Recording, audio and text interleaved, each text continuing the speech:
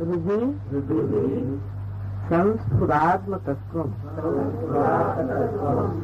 सच्चित् सुखम परमहंस गतिं तुरीयम् यत् स्वप्न जागर सुषुप्त मवैति नित्यम् तद ब्रह्म निष्कलमहम् न च भूत संघा। अर्थ कळा का? प्रातः नमामि, मैं सवेरे उठ करके नमस्कार करता हूँ।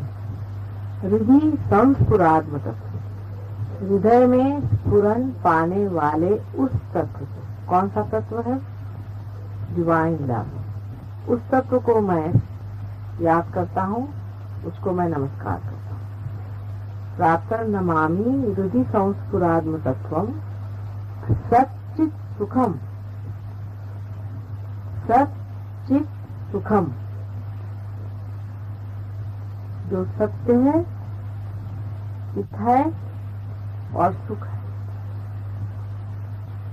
परमहंस गति तुरीयम, तुरीय दशा उसे कहते हैं जिसमें आप आ गए। पार होने का मतलब है तुरीया, आप उस दशा में आ गए हैं, परमहंस गति की दशा में आ गए। परमहंस गति तुरीयम, उस दशा का, उस अवस्था का मैं नमस्कार करता हूँ। अभी तो जो आए नहीं वो गा रहे हैं, लेकिन आप आ चुके।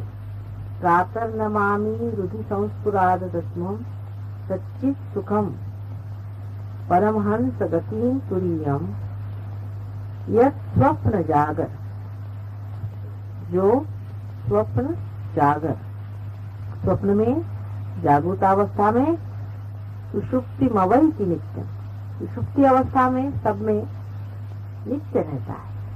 चाहे आप जागते रहें, चाहे आप सोते रहें, चाहे आप सबकॉन्शियस से रहें। सुषुप्ति माने सबकॉन्शियस में, और उससे भी अनकॉन्शियस में रहे, जहाँ वो नित्य रहता है। यत् स्वप्न जागर सुषुप्तम अवैति नित्यम तद ब्रह्म निष्कलमहम्, वो अलेपा,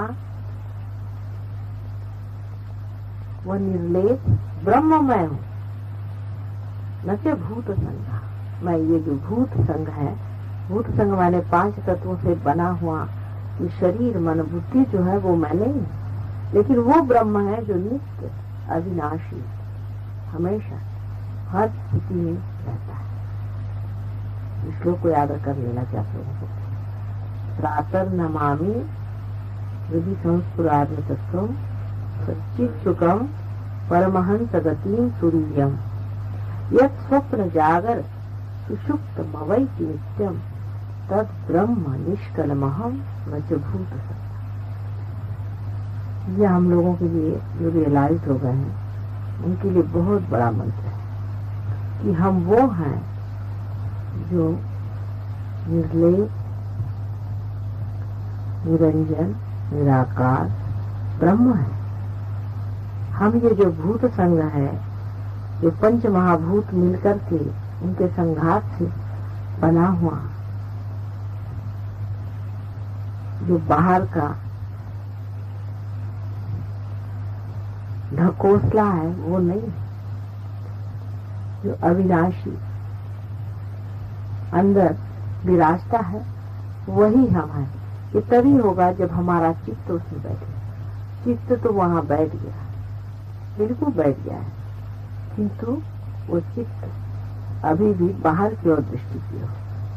उसे जैसे आप अंदर की ओर दृष्टि कर लेंगे, आप परमहंस गति के दशा में बैठे, उस गति पर है, आपको बिठा दिया है उस गद्दी पर। आप परमहंस हैं, लेकिन परमहंस को अपने जो कीचड़ से लदे हुए पैर हैं उन्हें साफ करके और अपने आसन पे उस इज्जत के साथ बैठ जाना चाहिए, जैसे कि कोई राजा अभिषेक के बाद बैठ जाता।